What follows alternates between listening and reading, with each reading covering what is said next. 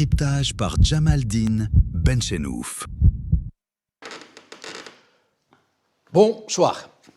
Les Harraga, cette plaie béante au cœur de l'Algérie, cette indicible hémorragie de la jeunesse algérienne qui se jette furieusement à la mer pour s'arracher au naufrage qui est devenu son pays. Les yeux et l'espoir rivés sur l'autre rive sont-ils ces jeunes qui quittent leur pays? Sur ce qu'ils croient être le seul Eldorado où ils pourraient enfin accoster. Nombreux parmi eux ont perdu la vie pendant la traversée ou perdu en mer, comme on dit, comme si on pouvait se perdre éternellement en Méditerranée, ce bassin fermé. Nous n'en connaissons pas le nombre, parce que tout a été entrepris pour qu'il ne soit pas connu, ce nombre. Les pays où ils voulaient se rendre, ni encore moins ceux qu'ils ont quittés, ne disent rien sur le sujet. Personne n'a intérêt à ce que cette terrifiante catastrophe soit chiffrée, parce que des deux côtés de la Méditerranée, la clameur serait trop forte pour exiger que toute la lumière soit faite sur les causes profondes de la tragédie, de ce boat people en déferlement, de ces vies jetées par-dessus bord de la vie, qui ont été avalées par les profondeurs ou qui, au mieux, mènent une vie de paria dans les cours des miracles européennes, où ils découvrent chaque jour qu'ils ont échoué de Charybde en Scylla, comme on dit, de l'enfer à l'enfer, puisque dans ces pays dont ils rêvaient, où ils ont réussi à aborder, toutes les portes sociales leur sont fermées. Ils sont froidement, implacablement confinés à la marge de la société, dans des camps de concentration sociétaux d'où ils ne peuvent s'évader, parce que dans ces sociétés ultra-structurées, où il est de plus en plus difficile d'entrer dans la cité légalisée et d'y prétendre à une vie ordinaire sans y avoir été légalement autorisé, dans ces cités d'une très stricte identification, les clandestins qui ont réussi à s'y faufiler ne peuvent pas en faire partie d'une autre manière qu'en intrus, en parasite qu'on regarde de biais en attendant de les renvoyer chez eux. Mais il reste un sujet très explosif, dont se servent des opportunistes politiques et d'autres pour en faire des épouvantails qui menacent la société d'adoption, d'accueil, une menace contre un cadre de vie cadré au millimètre, qui font voter les foules et mousser les agitateurs de haine. Mais dans le même temps qu'ils sont exploités pour crier sus aux Sarrasins, ils sont malgré tout manipulés avec une infinie précaution parce qu'ils sont d'une très sensible inflammabilité, parce qu'ils cachent des vérités que personne des deux côtés de la Méditerranée n'a intérêt à exposer ou encore moins à faire exploser. Les statistiques ne sont donc pas connues, même si des milieux humanitaires et honnêtement médiatiques font tout pour éventer la mèche.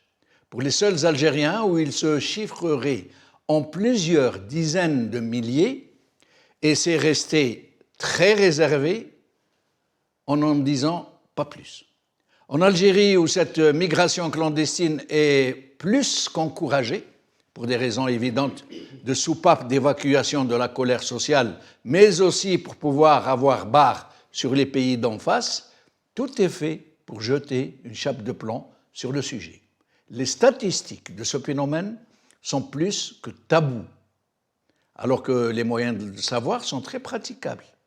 De l'autre côté de la Méditerranée aussi, il est possible de connaître le chiffre de ces déracinés. Et il est très probable que le travail a été fait. Mais il reste ultra confidentiel, voire secret d'État, parce qu'il pourrait provoquer des répercussions politiques très graves sur les pouvoirs en place. Une omerta qui arrange donc les uns et les autres en attendant de passer la patote chaude au prochain.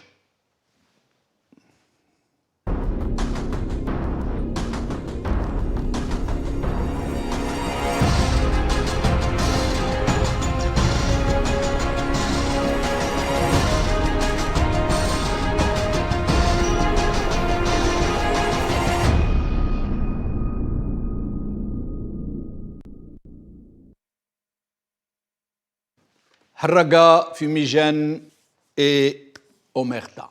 C'est le titre de notre émission d'aujourd'hui. Et pour en parler, j'ai le plaisir de recevoir le fameux binôme Brahim Younsi, analyste politique, et Idirou Nouren, analyste politique également.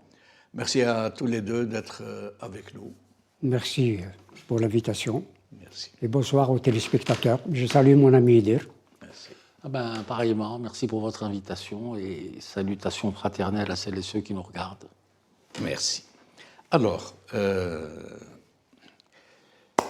Tebboune vient de déclarer et repris de façon très forte par les médias, par la PS, il appelle les Harraga à revenir au bercail. Sauf qu'il dit deux choses qui ont étonné tout le monde. La première, il dit à condition qu'ils s'engagent à ne plus porter atteinte à leur pays. Alors que les Harraga, c'est connu, ils ne font pas de politique en France, ils ont d'autres chats à fouetter. Ils sont dans la misère, ils sont dans la difficulté, ils ne font pas, sauf lorsque le consulat lui-même les utilise contre, rappelez-vous, la place de la République. L'autre fait saillant qui a vraiment choqué beaucoup de gens est que M. Tebboune semble reprocher aux gens de s'intéresser aux statistiques des Harraga. Nous allons essayer de lire le passage de ce communiqué où il dit « Certains exploitent les statistiques des Harraga », alors que lui-même n'en dit rien, ni son régime, ni les médias algériens. Personne, c'est omerta, c'est tabou. D'abord, alors qu'est-ce que vous pourriez nous dire d'abord sur ces deux points de ce communiqué? Al-Majid Tebboune, me semble-t-il, en tout cas c'est comme ça que je le comprends, utilise cette question des Harraga. Il n'a, de mon point de vue, aucune intention, aucune volonté de régler cette question-là.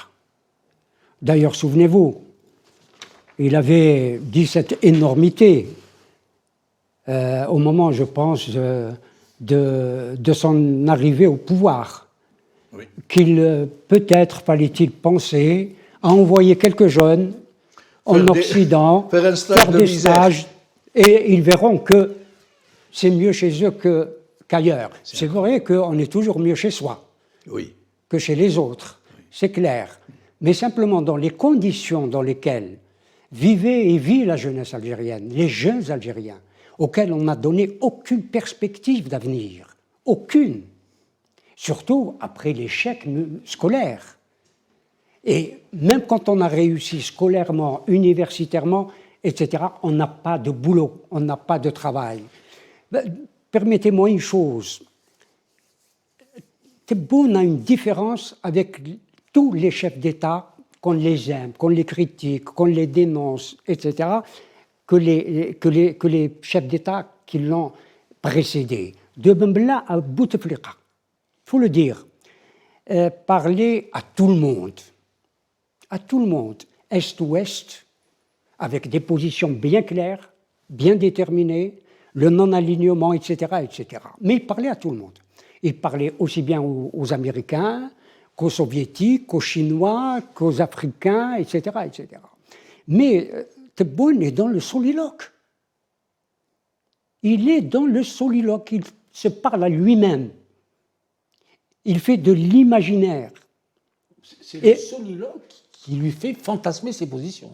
Tout à fait. Parce qu'il n'y a C'est personne un peu pour le aggravant le fait reprendre. qu'il soliloque. Absolument, absolument. Oui. Absolument. Oui. Je C'est bien, moi j'aimerais que vous échangiez, que nous puissions C'est-à-dire, discuter. le message qui a été adressé par Tebboune, pour moi, il faut retenir, il y a deux plans. Il y a le premier plan où il y a une phrase qui est passée inaperçue, Brahim, sauf chez toi, évidemment, et peut-être chez les initiés, c'est qu'il dit, on est arrivé presque, il dit de cette manière-là, je résume la pensée, il y a un consensus par rapport à l'offre qu'il fait au Haraga de revenir en Algérie. Ça, c'est le premier élément. Et il le dit avec le plein consensus de toutes les institutions de la République. Ce qui fait qu'au préalable, il y a dû y avoir un dissensus, un léger. On ne peut pas le quantifier ni le mesurer. Et puis, c'est un message lourd de sens. Pourquoi? Parce que si on repose aux Algériens, au gouvernement algérien, à l'État algérien incarné par le chef de l'État, c'est de ne pas reprendre des OQTF. Je crois que Rotaillot l'avait chiffré à la louche à quelques dizaines, centaines, peut-être 8000. C'est de cela dont il parle d'abord. C'est une manière, je termine. Mais je crois qu'il parlait des OQTF qui sont dans les centres de rétention. C'est ça, uniquement. Qui ont quitté les centres de rétention, pas les Haraga. Oui, non, mais ceux-là sont considérés comme Haraga. Oui, c'est un signe d'ouverture à l'État français. Absolument. C'est une mesure d'apaisement. C'est destiné à une consommation externe. Ça, c'est le deuxième élément. Elle dit toutes les composantes du système adoubent pratiquement, sont d'accord pour cette politique d'ouverture. Parce que ce qui compte après, c'est pas. Il y a un point de vue politique d'abord, il y a un point de vue sécuritaire aussi, qu'il faut aussi analyser. Je vais me permettre de vous interrompre. D'abord, nous allons écouter M. Tebboune, justement, qui répond à Rotaillot quand il avait annoncé un chiffre. Écoutez ce que lui dit M. Tebboune. Je vous rends la parole. C'est Moussa Darmana, بناها على كذبة كبيرة. Il n'y a jamais eu de 7000. Jamais eu. عمر فرنسا ما هدرت معنا على أكثر من 94. قائمة اللي جات في 2020 قائمة جات 3 قوائم جو في 2021 بيناتهم لما تنحي لو دوبل امبلوا ما يو 94 كا منهم 21 تقبلوا دخلوا منهم 16 مرفوضين تماما الى ان يرث الله الارض وما عليها ما يدخلوش لان مرتبطين بالارهاب عارف جو من سوريا ولا جو من كذا ولا ما هذه ناس اللي وصلوا للتطرف تم عندهم بأيام او دو بيناسيونو وكاين ناس اللي ما عندهمش عائلات هنا اما هذه 7000 جامي نيا ça. Et il parle des OQTF. Oui, il ne parle tout pas à des fait. Haraga. Oui, parce qu'il faut faire le distinguo entre l'appel qu'il lance au Haraga en disant revenez au pays, etc., etc. Mais en fait, le vrai signe qu'il lance aux Français, c'est de dire je vais m'occuper de ceux que vous avez déjà en centre de rétention. C'est ça l'essentiel. Et c'est un signe d'apaisement. Parce que derrière tout ça, qu'est-ce qui se passe? Il y a aussi l'élection présidentielle de 2027. En tant que régime algérien, je dis bien le régime algérien, au pouvoir algérien, est incarné par ceux qui ont les rênes du pouvoir, quelle que soit leur illégitimité, quels que soient leurs fondamentaux, comment ils voient le pays, etc. Le souci, il faut à tout prix extraire l'Algérie du débat franco-français quant à la présidentielle. Parce que ça, d'abord, affaiblira encore plus l'image de l'Algérie, ça c'est son influence, et ce serait catastrophique pour nous. Moi, ça me rappellerait, je parle sous le contrôle de mon aîné, de pas beaucoup d'ailleurs, des années 70. Abrahim, quand on assassinait 3, 4, 5, 6 Algériens par mois, 74, 75, 76, au moment où l'extrême droite était très radicale, il y avait des assassinats d'Algériens qui ont été assassinés. Qui ont été assassinés. C'est ce climat-là. Et c'est dans ce contexte-là que Tebboune a fait cette offre. Il ne s'adresse pas En fait, vous imaginez le haraga qui parle, qui a payé 1 million de dinars, 100 millions de centimes pour pouvoir y aller, pour revenir. Et en plus... D'ailleurs, ils lui demandent, Oui. ils lui ont lancé un appel vidéo, ils lui demandent « Oncle Tebboune, surtout n'acceptez pas les OQTF, on ne veut pas revenir au pays. Mais bien évidemment, il y a ça, et puis il y a autre chose aussi. C'est que les statistiques des haragas, On va y arriver, on va y oui, mais arriver. quelle influence ont-ils? Comment vont-ils travailler avec des services étrangers? Sachant que même nos haragas sont infiltrés par notre police politique, par notre... et c'est bien évidemment, c'est de bonne guerre, hein, de toutes les manières, c'est pas un reproche. Mais c'est toutes ces questions, ça a l'air Qu'est-ce d'être qui est de bonne assez guerre? Je n'ai flou. pas compris. Le fait qu'ils infiltrent les haragas, L'infiltration. parce qu'il faut bien... C'est un État quand même. Il faut bien qu'ils aient- Ils infiltrent tout. Voilà, ils infiltrent tout, toute la action, société, tout. etc.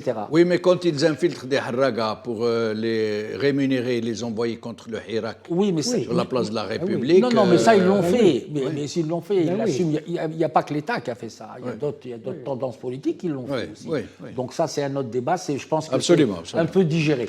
Je voulais juste terminer sur une chose, c'est que ces mesures qui peuvent être interprétées comme une porte qu'on ouvre pour l'État français afin de régulariser une partie des OQTF, et c'est un signe encourageant pour la relation algéro-française, se pose...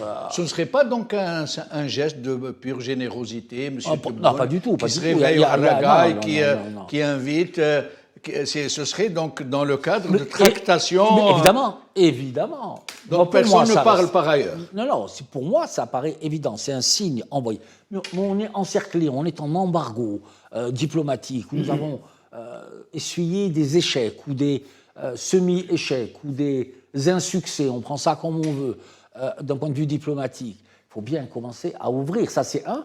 Mais je voudrais rattacher ça, et j'en aurai terminé, si ça ne s'accompagne pas, ce geste d'ouverture que fait Tebboune pour l'État français, c'est la consommation externe, Bien sûr.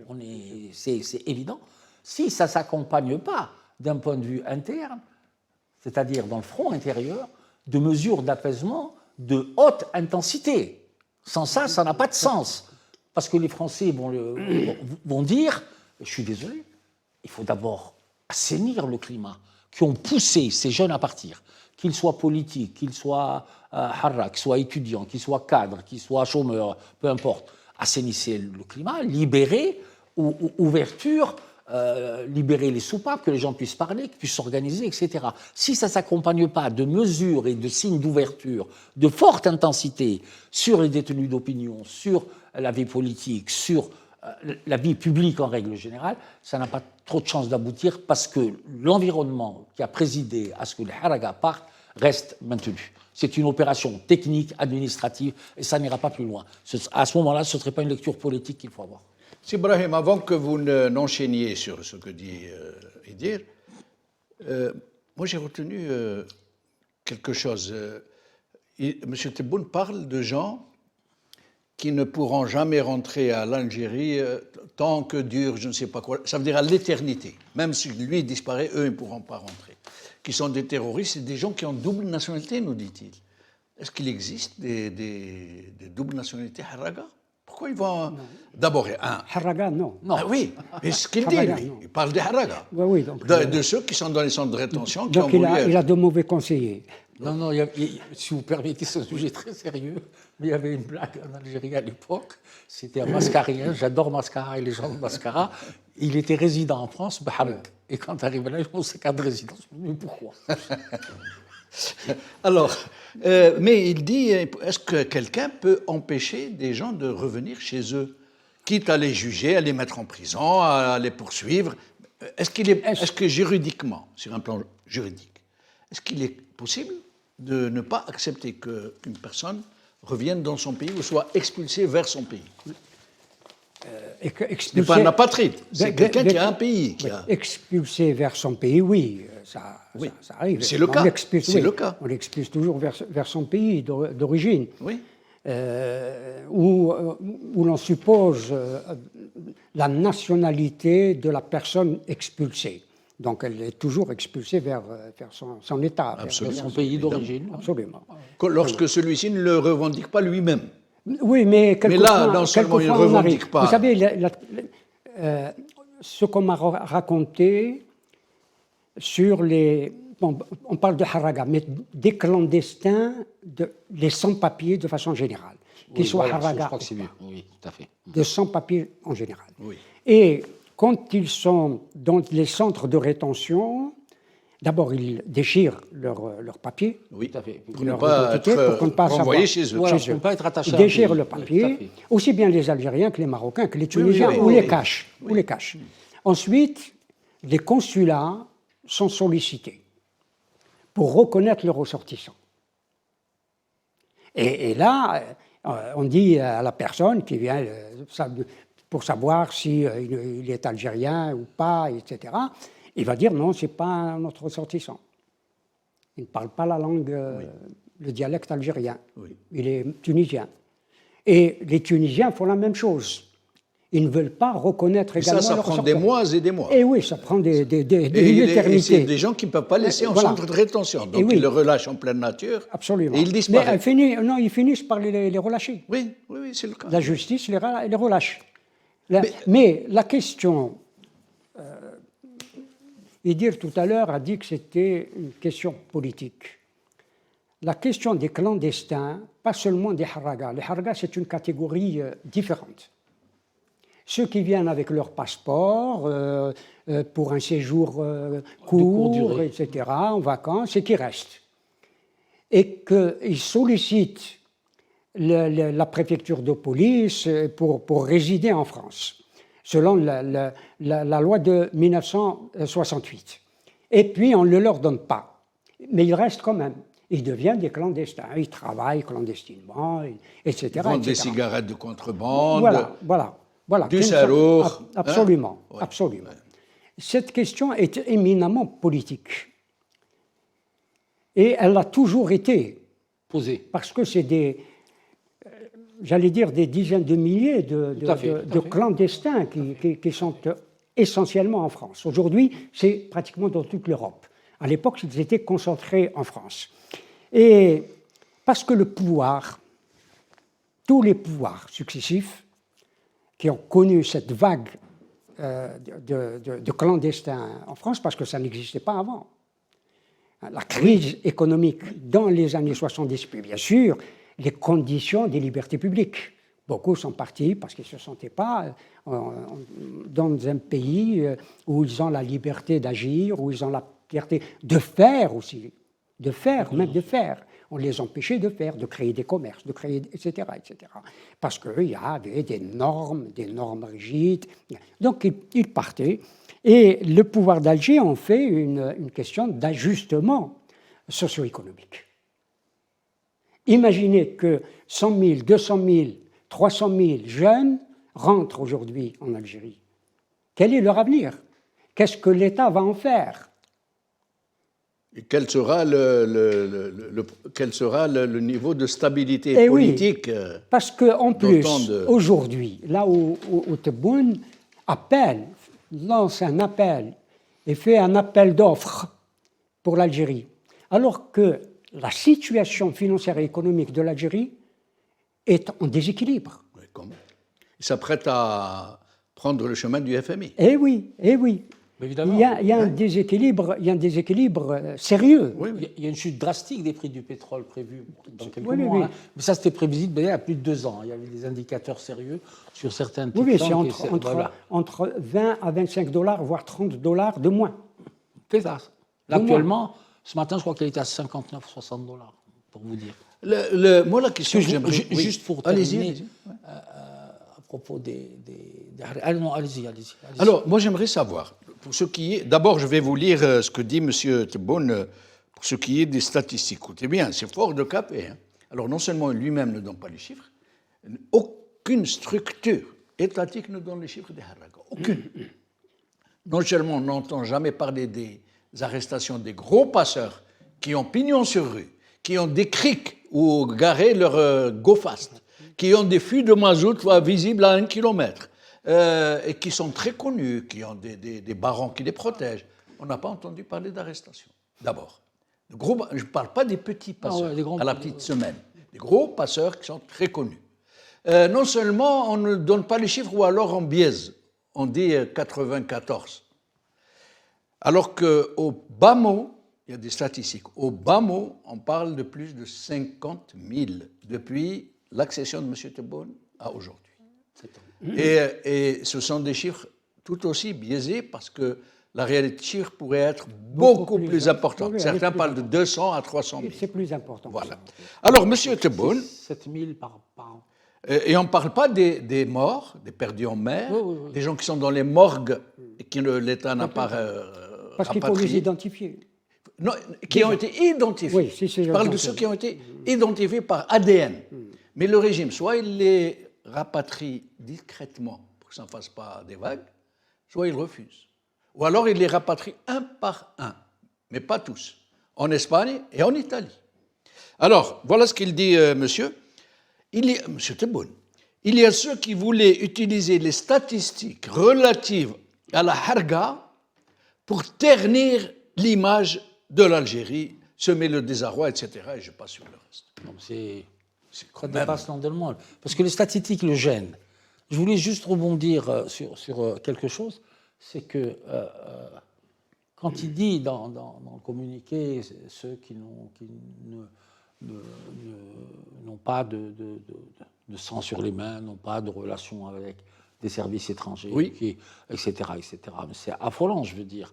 Et le fait de cette histoire de clémence, c'est-à-dire c'est comme une réconciliation, ça me rappelle un peu cette réconciliation qui a commencé avec Zerouel et qui se terminée avec Bouteflika. Il y a quelque chose qui ne va pas. Moi, il y a quelque chose qui me gêne dans cette mécanique. Nous avons tous des amis qui étaient militants du Hira, qui étaient opposants, qui parlaient, qui s'agitaient. Ce ne sont pas des Haragaïdes. Oui, mais attendez. Ah oui, non. C'est ça le problème, Il y en a qui étaient en situation irrégulière, mais quand il dit il faut qu'ils aillent là actuellement, maintenant ils sont en situation régulière. Beaucoup d'entre eux sont rentrés, vous le savez tous. Ils sont passés par pas le consulat, par le fameux par le service d'ambassade. Moi j'ai des amis qui sont rentrés et ça s'est très bien passé. Ils ont été, d'après eux, accueillis ou cueillis à l'aéroport, mais ils avaient signé au préalable le fameux document comme quoi ils cesseraient toute activité à la limite qui politique qui pourrait éventuellement porter préjudice à l'Algérie. Mais là, il le demande au Haraga, à condition qu'il s'engage. Mais il faut définir le Haraga, c'est ça le problème. Mais le problème, personne n'a rien compris. Oui. Les Haraga n'ont pas le temps de faire de la politique en France, sauf lorsqu'ils sont récupérés par le consulat. Oui, c'est-à-dire, mais quelles sont leurs capacités d'influence pour essayer d'alimenter ou de donner des informations à des services étrangers qu'on pourrait taxer de coupables d'intelligence? Il n'y en a pas. Il n'y en a pas. Alors à qui il s'adresse quand il dit d'accord la mansuétude de l'État à leur endroit, à condition qu'ils s'engagent à ne plus porter atteinte à leur État? D'abord, s'il parle des opposants, les opposants ne portent pas atteinte à leur État. Tout à fait. Ils critiquent une politique. Ils se portent au secours de leur État. Ils attaquent un régime mafiocrate. Et ensuite, s'il parle des Haraga, les Haraga ne font. Donc, de qui il parle? Est-ce que vous avez une idée? De qui il parle quand il dit ça? Le Hara, quand il veut rentrer, il rentre de lui-même. Il y en a très peu. Mais ça arrive. Il y a des Haragas qui ont perdu leur père, leur mère, et ne sont pas rentrés. Oui. Ils assistent aux funérailles par WhatsApp ou par je ne sais pas quel mécanisme. Ils ont même fait des vidéos, des dizaines de vidéos, où ils demandent à leur tonton Tebboune, comme ils disent, de ne pas accepter les opposants. Oui, je l'ai vu, celle-là. Et quand ils sont embarqués de force dans les avions, ils ont trouvé une combine. Ils se prennent un tel scandale avec des mots injurieux, parce qu'ils savent que les Algériens ont beaucoup de pudeur. Ils utilisent des mots tellement injurieux que le commandant de bord refuse de les embarquer. J'ai l'impression que c'est juste une impression. Et l'attitude d'ailleurs de Tebboune le justifie. C'est qu'il est contraint. Il est contraint de le faire. D'accepter les Haraga ou pas Haraga, les clandestins. Par qui il est contraint? Notamment la France. Ceux notamment qui n'ont pas vocation à rester sur le territoire oui, mais français. d'une part, mais mais qui fait pression sur Tebboune? le pouvoir de Paris, c'est le pouvoir français, parce que la grande majorité des clandestins... Harraga aboutissent tous en France. Oui, mais même les clandestins, ils viennent en France et ils restent en France. C'est les deux à la fois. Les clandestins, Certains peuvent aller en Belgique, peuvent aller en Hollande, etc., etc. Mais la grande masse des clandestins algériens, destination finale, c'est la France. Oui. Toutes les villes de France, Marseille, Paris essentiellement, ou Lyon, mais c'est la France qui les Ce accueille. qu'il a lieu de dire aussi, c'est que cette opération, parce que c'est une opération technique et politique qui est maintenant sur la place publique, on la dissèque, on l'a à tort, bien ou mal ou pas assez, c'est pas le souci. Mais ce qui dénote, c'est à la fois une pression, et deuxièmement, l'Algérie ne doit pas apparaître comme avoir faibli ou failli devant les exigences de l'État français, des Rotaillot et consorts. Il nous fait le coup sans salle. Ça rentre dans ce cadre-là aussi. En parlant, comme il a parlé sur cette question-là, en trouvant des prétextes, l'essentiel, c'est qu'il ne récidive pas, c'est qu'il y a contrainte. C'est ça, tout à fait. Il y a contrainte. Il est contraint de reprendre ce qu'on appelle les harragas ou les clandestins algériens, qui sont d'abord dans les centres de rétention parce que ça coûte, et puis ça fabrique l'instabilité en France, parce que ça fabrique le racisme. Et ça fait élire à l'extrême droite. Oui, tout à fait. Oui, mais justement, c'est ce que je disais tout à l'heure, Oui, en disant que cette question, la question algérienne, l'État algérien, dans cette séquence-là, doit absolument répondre aux sollicitations françaises. À quel rythme, à quel nombre, c'est un autre débat. Je ne rentre pas dans la procédure technique ou du modus operandi, ce n'est pas là le souci. Le problème, c'est quoi? Il faut extraire l'Algérie de la future présidentielle, parce que telle qu'elle était partie, nous étions dedans, et Ibrahim le disait en filigrane, parce que ça va nous nuire, parce que ça va porter préjudice à l'image de l'Algérie, bien qu'ils en donnent une mauvaise, quelque part. Et troisièmement aussi, notre capacité d'influence. Donc c'est cette question aussi qu'il faut... Et puis il faut dire aussi que les portes ici, l'environnement politique français, avec le projet Périclès de ce terrain, avec le groupe Bolloré, ils sont en train de fabriquer une opinion je dirais même pas islamophobe, anti-islam, je dirais, carrément. Fameux islamo-gauchisme. Non, elle dit que c'est autre chose. L'islamo-gauchisme, pour moi, quitte à choquer mes amis communistes, ça existe. Anti-arabe, sauf ceux qui descendent au Royal Monceau. Voilà. Ça, c'est pas Hadouk, non, Hadouk, on les accepte. Non, mais cet oxymore, juste en passant, cet oxymore, ce véritable oxymore d'islamo-gauchiste, c'est un peu comme islamo-baptiste. Les baptistes sont des communistes, des athées déclarés. Pour beaucoup d'entre eux, il y a des croyants. Pour la plupart, c'est contenu dans leurs textes, dans leurs déclarations. Tu prends Michel Aflaq qui était chrétien et qui était c'était athée. La culture et la langue, attention. Et puis il est devenu musulman. Mais c'est la culture et la langue à ce moment-là. Parce qu'au départ du panarabisme, il était expurgé de toute référence religieuse. Absolument. Mais islamo-gauchiste, c'est tout autant un oxymore. Mais ils ont réussi à l'implanter dans les mentalités. Mais sinon... Il y a aussi pour en tout cas, l'État algérien qui souffre, qu'on le veuille ou non, financièrement. Il a de graves difficultés financières. Il va prendre un tournant, là. Si on lui envoie 100 000, 200 000 jeunes... Mais il ne peut pas. C'est la question que j'allais vous poser. Non, tout à fait. Alors, juste, monsieur... Et puis, comme je disais tout à l'heure, et pour moi, c'est d'une importance pas capitale, mais c'est important, c'est que si ces mesures d'ouverture vers l'État français pour essayer de régler un tant soit peu et calmer la relation algéro-française, et la remise à plat, on en a parlé, c'est pas là le souci, elle peut être efficace que si elle s'accompagne par un élargissement du champ de ce que je pourrais appeler, moi, du champ de la réconciliation, du champ de l'apaisement, on va dire, en Algérie. Et ça passe par des effets d'annonce, et ça passe par des mesures, comme je disais, de haute intensité. Il faut qu'il y ait une mesure forte de l'État algérien. De l'arnaque politique. En l'occurrence, par exemple, M. Tebboune procède d'une double arnaque. D'abord, une arnaque à l'endroit des Algériens eux-mêmes. Ils se posent comme le généreux père de famille qui appelle ses enfants à rentrer au bercail. L'autre côté de l'arnaque, qui ne se dit pas, mais qui se sait très bien, sauf que personne ne le dit, c'est que M. Tebboune et son régime, qui veulent faire accroire à certains milieux français qu'ils ont la capacité d'être des lanceurs d'ordre en matière d'élection, qu'ils peuvent faire peser la diaspora algérienne à voter dans un sens ou dans un autre, ce qui est totalement faux. Ils n'ont pas 1%, même pas, il n'y a qu'à voir les élections. Les élections de Tebboune lui-même. C'est 1% ou 2% de l'électorat. Et donc, alors, maintenant, l'arnaque principale. À supposer qu'ils s'engagent d'accord, il y a quelque chose en dessous entre M. Macron et M. Tebboune, et ils veulent arranger les choses, d'accord, à la limite. Mais comment faire pour... ne parlons pas de 200 000, parlons que de 50 000 harraga, juste 50 000. Comment faire pour rapatrier 50 000 harraga? Ça vous fait rappeler l'époque des charters.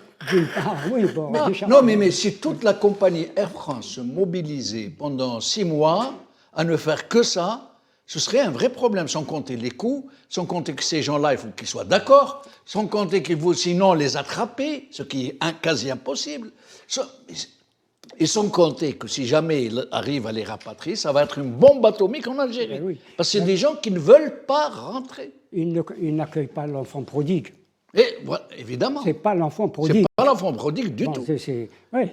Alors, j'aimerais bien que vous puissiez nous éclairer sur cette approche. Non, on en a dit déjà un mot. Oui.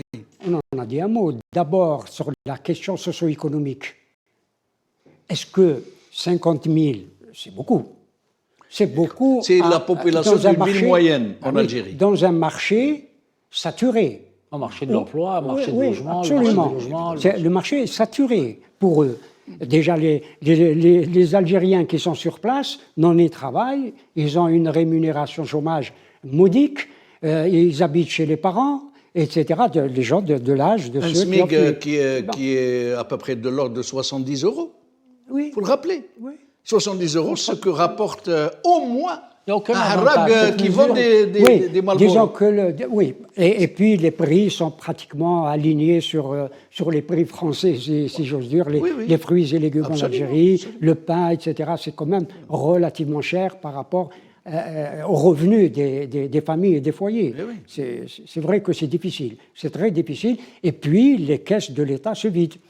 Et les caisses de l'État se vident parce que ce pouvoir a mené une politique économique et sociale à courte vue. Plutôt, oui, voilà, à courte vue. C'est tout ça qui concourt à faire passer cette demande, cette offre qu'aurait fait le chef de l'État au Haraga. Elle est obsolète, elle n'a aucun sens, si ce n'est une porte d'ouverture pour une éventuelle normalisation à un certain rythme donné avec l'État français. C'est le premier objectif, c'est celui-là. Le deuxième objectif, comme j'ai dit, ne s'accompagne pas ici, en Algérie, de mesures fortes sur la 87 bis, sur la libération des détenus, sur des choses sérieuses. Et n'oubliez pas une chose, c'est qu'en pointe de mire, je ne mets pas la mire, en deuxième mire, la volonté affichée, affirmée, décodée, prenez ça comme vous voulez, de la trituration de la Constitution pour éventuellement autoriser un troisième mandat, ça s'accompagne un peu de ce type d'attitude politique. Là, ce matin, j'avais vu sur le journal Canal d'Algérie, je crois, que la ligne Oran, Gare du Village, je pense, ou je ne sais plus quelle ville, était pratiquement terminée, que les essais allaient commencer.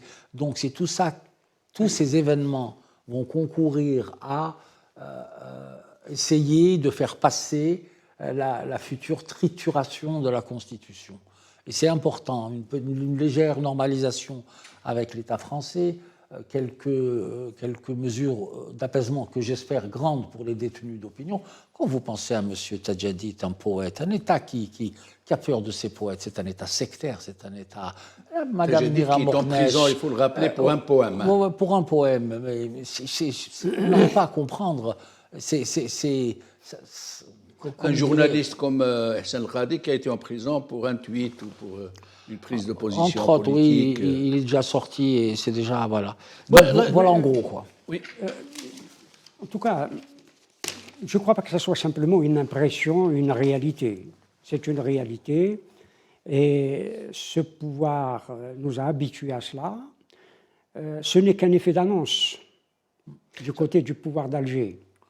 C'est-à-dire la suite est à venir. Et oui, Oui, mais la suite c'est est à un effet venir. d'annonce. Oui. Parce que d'ores et déjà, on ne voit pas la préparation à accueillir, même psychologiquement. Absolument, il n'y a rien. Il n'y a rien, strictement rien. Absolument. Quand on attend... Ni la logistique, ni le climat Rien. psychologique, rien. il y a rien. Strictement rien. Il n'y a aucune préparation à cela. On ne se prépare pas à accueillir d'abord ces J'ai enfants. dit tout est bon.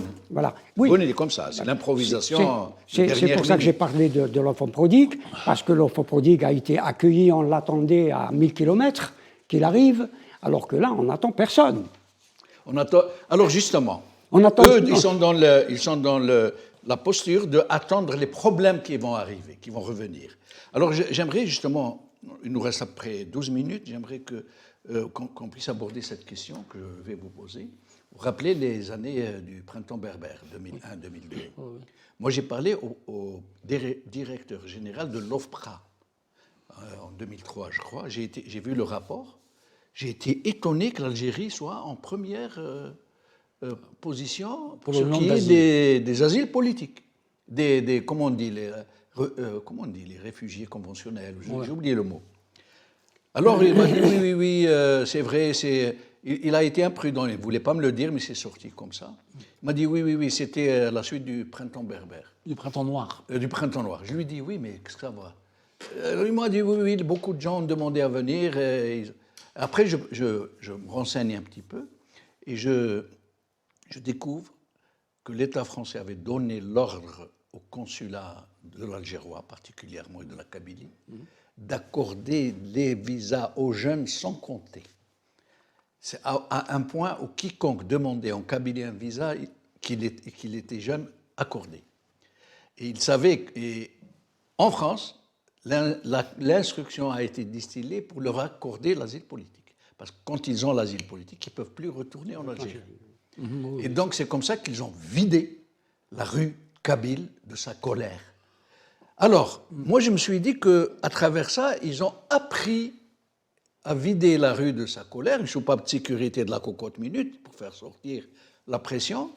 Et là, ils utilisent la même méthode, mais via les gardes-côtes. Laissez passer les harrakas. Ça, c'est un secret de polichinelle. Hein. Ah, mais le Tous les passeurs, algérien est connu à ce niveau. les gros passeurs achètent des droits de passage à telle heure pour envoyer leur go-fast. Et ils font plusieurs allers-retours. C'est plus comme avant où ils mettaient 12 heures pour arriver. Ils mettent 2 heures à l'aller, 2 heures au retour, et ça n'en finit pas. Alors, donc, ils n'arrêtent pas les gros passeurs. Les gros passeurs sont des associés des barons du régime. Ils ont pignon sur rue, des criques où garer leur machin. Jamais d'arrestation des gros passeurs.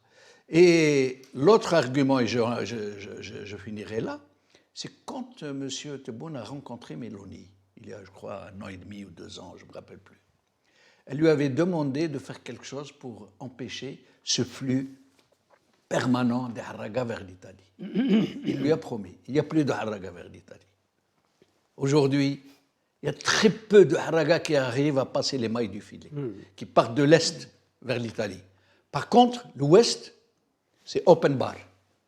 Et donc, je vous laisse nous dire votre avis sur cette manipulation de la Harga. Au fait qu'on ait accordé des visas aux jeunes Kabyles pour réfugiés politiques. Moi, j'aimerais d'abord avoir les chiffres, combien ça représente, combien de visas. Il ne faut pas oublier que l'immigration kabyle en France, qui a commencé au début du XXe siècle,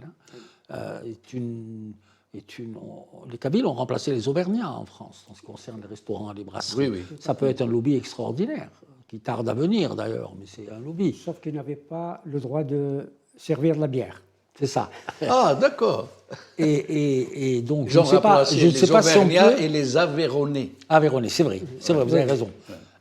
Je ne pense pas que ce soit symbolique d'une région. Je ne dis pas ça. Si, je vous invite à lire des Non, rapports oui, de tout à fait. l'OFPRA Oui, ça peut. de 2001 et 2002. Oui, mais moi, c'est les chiffres qui m'intéressent. Les chiffres Savoir- existent oui, dans non. les rapports de l'OFPRA qui sont J'aimerais voir ça de consultables. plus près, donc je ne pourrais pas me prononcer Oui, là-dessus. oui. Mais par rapport à la deuxième question, c'était La manipulation de la harga, les grands passeurs, les gardes-côtes qui vendent non, des mais droits de c'est- passage. Non, les gardes-côtes, il y en a partout des gardes-côtes. Il y en a à Délices. Là où il y a un petit port, vous avez des gardes-côtes relevant de la Marine nationale. Donc fatalement, ils reçoivent des ordres pour être aux abonnés absents au moment, au moment un match de foot ou au resto ou n'importe quoi, au moment où il y a les gros passages. Oui, où il y a ces passages-là vers l'Espagne particulièrement, vers l'Italie, je ne savais pas que c'était. Ils ont serré la vis. C'était fermé.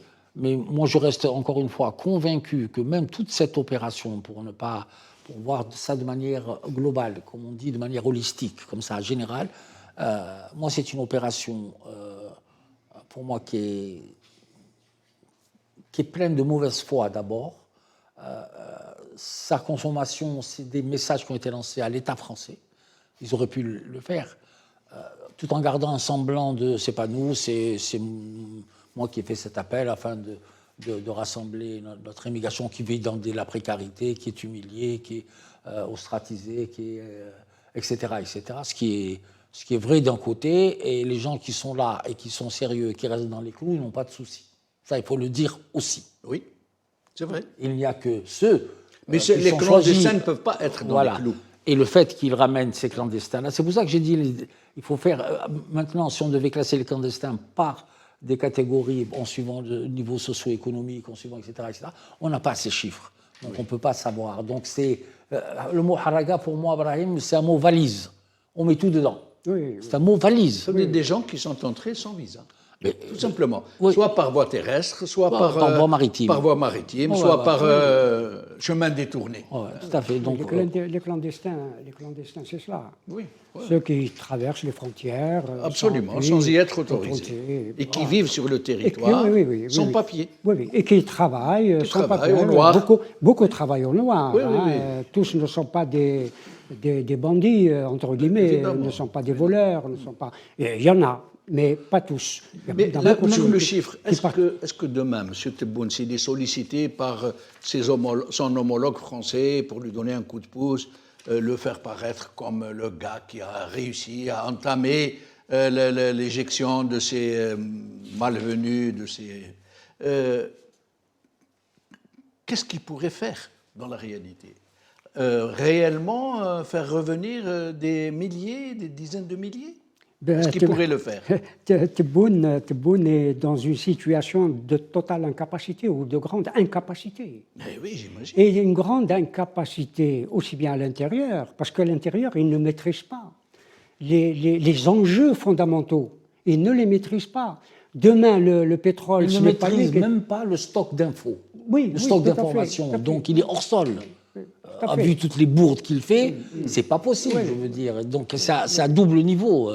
Et puis n'oubliez pas une chose, c'est que la loi qui a été votée à la PN, rappelle-moi, la loi criminalisant le colonialisme, Oui. ça va être un des leviers d'échange. La situation est relativement complexe. Parce qu'il faut tout rattacher. Il C'est ce que ferait je marche disais. arrière sur ça? Il ne fera pas marche arrière, parce qu'en fait, cette loi, elle n'oblige en rien l'État français, ni à la réparation, ni à rien du tout. Évidemment. À la limite, c'est une loi qui relève d'une symbolique forte, nous la partageons, mais elle n'a aucun impact sur Elle ne peut l'État pas français. en avoir. Donc voilà. D'une part, d'autre part, cette loi est venue dans un contexte un peu opportuniste. Ah oui, c'est clair. Oui, oui, cet oui. opportunisme-là enlève toute la force de cette loi, Tout à fait. même si on ne peut pas l'appliquer. On ne peut pas l'appliquer. Cependant, les mois qui viennent seront extrêmement difficiles. Si bien sûr les experts pétroliers sont justes dans leur analyse. Alors, parce que le prix du pétrole va baisser, va continuer à baisser. Et il va être à 45 moins de 50 dollars. Moins de 50 dollars. Alors que l'Algérie, pour qu'il y ait un budget en équilibre, il faut minimum 60 dollars. Combien? 60. Et là, le roi serait nu. Oui, oui. Hein, Monsieur Tebboune qui nous dit que l'Algérie produit des prodiges, des miracles économiques, qu'elle est enviée par le monde entier, que nous sommes en train de crever les plafonds du prodige économique. Donc là, ça va prouver à tout le monde que sans le pétrole, il n'y a rien. Ça l'est déjà. S'il y avait une activité économique, il ne donnerait pas autant d'indemnité chômage. Et cette indemnité chômage, il y a de plus en plus de jeunes qui y entrent. Absolument. Beaucoup et encore malgré les pas. restrictions. Hein, oui, pour avoir telle condition, telle Pour en condition. sortir, il faut avoir dépassé un certain âge. Oui. C'est par la limite d'âge qu'ils vont sortir. Mais beaucoup n'en sortent pas. Voilà. Et quand l'âge les fait effectivement évacuer de la liste des bénéficiaires, que vont-ils faire, ces jeunes? C'est ça, tout à fait, ça pose problème. Que vont-ils faire? Il y a d'autres problèmes aussi, les marches arrière de l'État algérien sur le paiement par chèque uniquement. Oui. Ça, c'est quelque chose de... Ils ont viré le directeur de la Banque d'Algérie pour ça. Le début de grève des transporteurs qui a mis, de grève de 2-3 jours, ont mis en déséquilibre tout le circuit d'approvisionnement de toute l'Algérie. Plus d'une semaine. Alors, vous imaginez ce que ça a montré les vraies fragilités. La fragilité de l'État. Oui. Et moi, comme je dis généralement, nous, nos compatriotes qui semblent adhérer à l'idée que nous sommes un pays fort, non, nous sommes un pays fragile. Il y a la fragilité, elle est constitutive de quelque chose. C'est la mauvaise gouvernance, c'est la corruption, c'est les violations des droits de l'homme récurrentes. C'est l'incompétence. C'est l'incompétence. L'impéritie. L'impéritie, comme vous dites, etc., etc. Donc, cette fragilité, elle est constatée, elle est constitutive justement de tous ces éléments-là. Elle nous emmène mécaniquement vers l'instabilité. Et après l'instabilité, c'est ce que je dis souvent, la rupture au consentement à l'autorité peut arriver. Ah oui. Aujourd'hui, les inégalités. Entre autres, évidemment, ça rentre dans ça. Oui. Entre les régions est flagrante. On nous montre Alger, moi je suis admirable. Et pourtant, Tebboune a dit Haïdra il a cité une wilaya vraiment déshéritée. C'est totalement faux. Comment s'appelle cette wilaya? Je n'ai pas écouté. Peut-être que c'est le Silt ou... Complètement déshéritée. C'est la plus déshéritée d'Alger. Il a dit c'est pareil. Non, c'est pas quand pareil. on regarde la télévision, on regarde, c'est vrai, Alger c'est beau. Ouais. Enfin, Alger, certains quartiers. Oui, mais non, mais le centre d'Alger, c'est beau. Le centre d'Alger et les hauteurs d'Alger. Je parle du centre surtout et des endroits que j'ai bien connus. C'est pas mal. C'est bien entretenu. Il y a des choses qui ont été faites. Mais c'est le cœur, les cœurs de ville. C'est bien fait. Mais quand on va dans certains endroits, y compris, c'est le ciel et la terre. Moi, ce qui me choque le plus, c'est Brahim. Ce qui me choque vraiment personnellement, parce que je connais, c'est l'état où se trouvent les gens du Sud, qui nourrit tout le pays. Ils ont le pétrole sous leurs pieds. Ils devraient être les premiers à en profiter. Tout à fait. Ne serait-ce, surtout qu'ils vivent dans des conditions très difficiles, la S'il y a une inégalité incroyable, inacceptable, c'est là-bas que ça se passe. C'est une injustice patriarque, vociférante. Ils n'ont rien. Alors que c'est peut-être les plus fidèles. Les plus sages, les plus gentils, les plus sympathiques. Mais les plus fidèles, même s'ils rechognent, mais ils sont les plus fidèles. Pour eux, il ne faut pas toucher à Doula, l'État. C'est ça. Pour eux, critiquer tout le monde alors qu'ils vivent dans... Là, il y a une injustice innommable. Une injustice sur le prix de l'énergie, une injustice sur le développement, une injustice sur les chômeurs du Sud. La preuve, il y a une grande association et son secrétaire général, son premier responsable, était en prison. Les rares qui bronchent, qui osent brancher, la prison. Évidemment. C'est du colonialisme. Oui, tout à fait. Il y avait même à un moment donné... Quand des enfants du primaire font 30 km pour aller à l'école... Oui. Quand il y a une école. Oui, mais à 30 km. Les hôpitaux, il n'y en a pas. Les universités, très peu. À 30 km. C'est incroyable. Non, de ce point de vue-là, la situation n'incombe pas Tebboune. Non. C'est depuis, disons, Absolument, ça a toujours été comme ça. On ne peut pas escompter ça sur le compte de depuis Tebboune. 71, avec les développements, avec les plans de développement nationaux, etc., où ces régions-là ont été exclues. Absolument. Totalement exclues. Totalement. Sinistrées, oubliées. Complètement. Nous arrivons à la fin de l'émission, c'est dommage, hein, parce qu'avec vous, ça passe très vite. Merci, chers amis, de nous avoir fait le plaisir. Et je vous dis en direct, vous êtes très demandés, vous devriez venir plus souvent. C'est gentil. Vraiment, franchement, vous êtes très demandés par nos auditeurs, par nos téléspectateurs. Sinon, merci à vous deux, merci à vous, Merci, chers amis, monsieur d'avoir Benchenouf. suivi cette émission. Bonne soirée à vous et à bientôt, Inch'Allah.